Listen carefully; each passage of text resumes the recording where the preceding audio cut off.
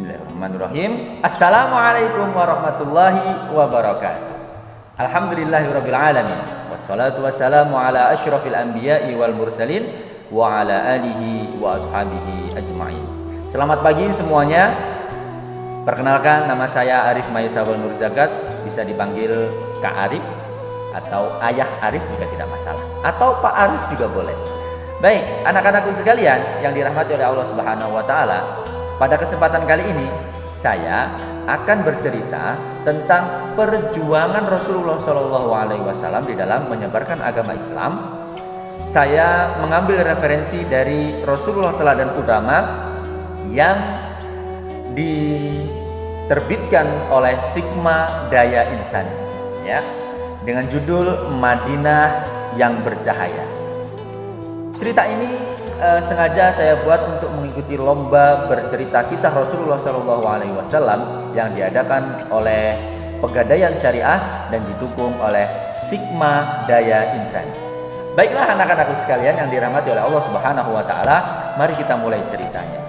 Sudah gak sabar dong mendengar ceritanya? Ya, betul sekali. Dengarkan baik-baik. Cerita ini diambil dari halaman kedua yang berjudul Pengepungan. Begini ceritanya. Satu persatu para sahabat pindah ke negeri Yasrib. Di Mekah hanya tinggal beberapa sahabat. Ada yang masih ditahan, disiksa oleh orang-orang musyrik Quraisy. Rasulullah SAW, Ali bin Abi Thalib, dan Abu Bakar pun masih bertahan di Mekah. Melihat perkembangan Islam yang begitu pesat, musyrikin Quraisy mulai gelisah. Mereka lalu mengadakan rapat di Darun Najwa pada pagi hari. Ketika itu, iblis datang ke pertemuan. Dia menjelma lelaki tua tetapi penuh wibawa. Dia mengaku berasal dari Najd. Dari pertemuan itu, mereka bersepakat untuk mengutus para pemuda tangguh dari setiap kabilah. Tugasnya adalah mengepung rumah ataupun kediaman Rasulullah SAW. Lalu Allah Subhanahu wa taala mengutus malaikat Jibril untuk menemui Rasulullah siang itu. Malam ini kau tidak boleh tidur di kasurmu, ujar malaikat Jibril. Itulah isyarat yang berarti Rasulullah SAW diizinkan oleh Allah untuk pindah ke Yasrib.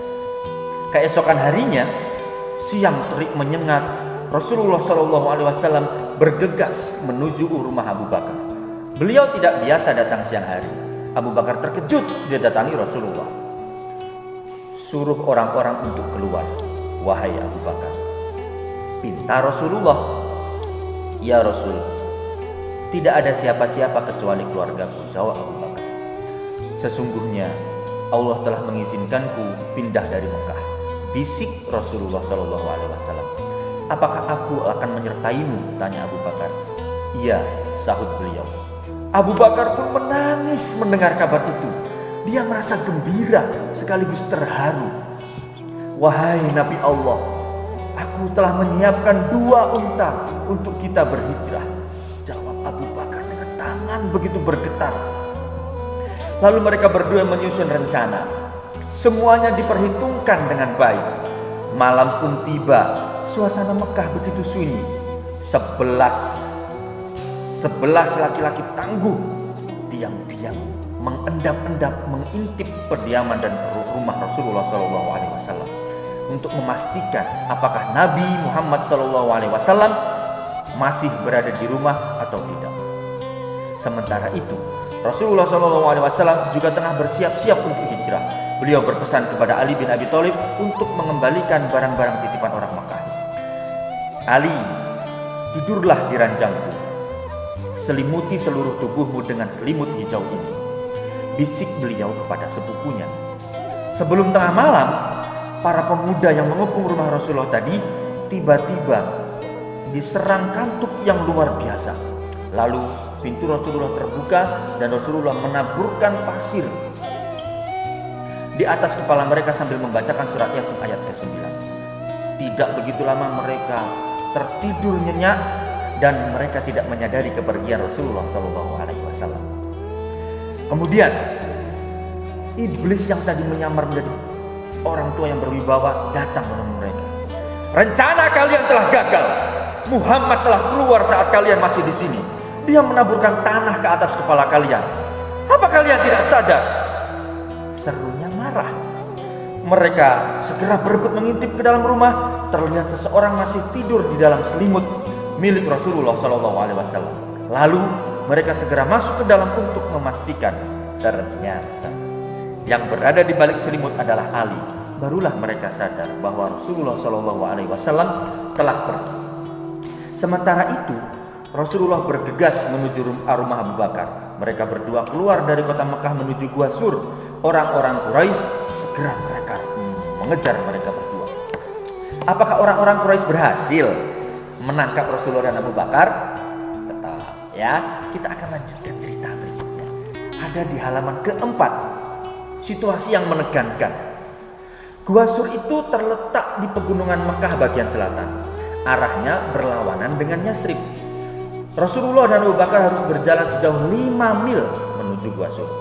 Jalan menuju Gua Sur dipenuhi oleh batu-batu yang tajam. Rasulullah dan Abu Bakar harus bersusah payah untuk melewatinya. Apalagi mereka harus berjalan sambil berjinjit-jinjit supaya tidak meninggalkan jejak.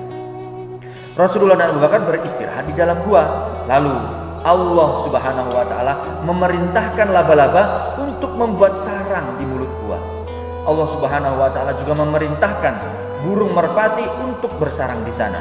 Tujuannya adalah untuk mengelabui kaum Quraisy. Orang-orang Quraisy mencari Rasulullah di dalam gua itu. Mencari Rasulullah, orang-orang Quraisy mencari Rasulullah dan Abu Bakar. Sementara Abdullah bin Abi Bakar diberi tugas untuk memata-matai mereka. Amir bin Fuhairah, mantan budak Abu Bakar, bertugas menggembalakan kambing dan menghapus jejak Abdullah. Asma binti Abi Bakar bertugas membawakan makanan untuk Rasulullah dan Abu Bakar. Suasana begitu menegangkan. Setelah 1 malam Rasulullah dan Abu Bakar berada di Gua Sur, kaum Quraisy sampai juga di sana. Mereka curiga Rasulullah dan Abu Bakar berada di sana. Coba kita periksa, barangkali Muhammad ada di sana, kata seseorang dari kafir Quraisy. Tidak mungkin Muhammad masuk gua. Lihatlah, sarang laba-laba dan burung merpati itu. Jika Muhammad masuk gua, sarang itu pasti akan rusak. Kata yang lainnya lagi, di dalam gua Abu Bakar dicekam ketakutan. Dia begitu mengkhawatirkan keselamatan Rasulullah SAW. Tidak henti-hentinya mereka menyebutkan nama Allah Subhanahu wa taala. Namun Rasulullah mengatakan kepada Abu Bakar, "Tenanglah wahai Abu Kufah. Sesungguhnya Allah bersama kita," kata Rasulullah SAW. Tidak lama kemudian, akhirnya para musyrik dan kafir Quraisy itu pergi dari gua itu. Lalu Abu Bakar merasa lega sekali setelah kepergian para kafir Quraisy. 3 hari 3 malam yang menegangkan di Gua Sur telah berlalu. Abdullah bin Uraikid datang membawa 2 ekor unta. Mereka menyewa Abdullah sebagai penunjuk jalan. Setelah persiapan selesai, mulailah mereka menuju Yasrib melalui jalan pesisir yang jarang dilalui oleh kafilah. Ketika sampai di Yasrib, Rasulullah dan Abu Bakar singgah di suatu tempat. Di manakah tempat itu? Apa pula yang dilakukan Rasulullah dan Abu Bakar di tempat itu? Insya Allah akan kita lanjutkan di dalam serial kisah perjuangan Rasulullah dari buku Sigma Daya Insani di kesempatan dan waktu yang akan datang. Lalu apa kira-kira pelajaran yang bisa kita petik dari kisah perjuangan Rasulullah SAW ini? Iya, betul sekali anak-anak sekalian, bahwa di dalam perjuangan, di dalam mendakwahkan dan menyebarkan agama Islam ini akan selalu ada masa-masa sulit. Dan di saat masa-masa sulit itu pantang bagi kita untuk terlalu larut dalam kesedihan. Kenapa? Iya, betul sekali, karena Allah bersama dengan kita. Maka anak-anakku sekalian yang dirahmati oleh Allah Subhanahu wa taala, sudah jelas di dunia ini Di dalam memperjuangkan agama ini, jangan pernah kita bersedih meskipun kita ada di dalam masa-masa sulit di dalam perjuangan. Siapa di sini anak-anak yang akan menjadi pendakwah dan meneruskan perjuangan Rasulullah? Iya, semuanya. Insya Allah semuanya, saya, keluarga, dan juga kalian semua, insya Allah kita siap untuk menjadi pendakwah dan penerus perjuangan Rasulullah SAW di dalam menyebarkan agama Islam. Sekian yang dapat saya sampaikan. Bertemu lagi insya Allah bersama Ayah Hadif di kesempatan berikutnya. Terima kasih atas segala perhatian. Mohon maaf atas segala kekurangan. Terima kasih juga kepada Sigma Daya Insani dan Pegadaian Syariah yang sudah mengadakan lomba bercerita ini. Wabillahi taufiq wal hidayah. Wassalamualaikum warahmatullahi wabarakatuh.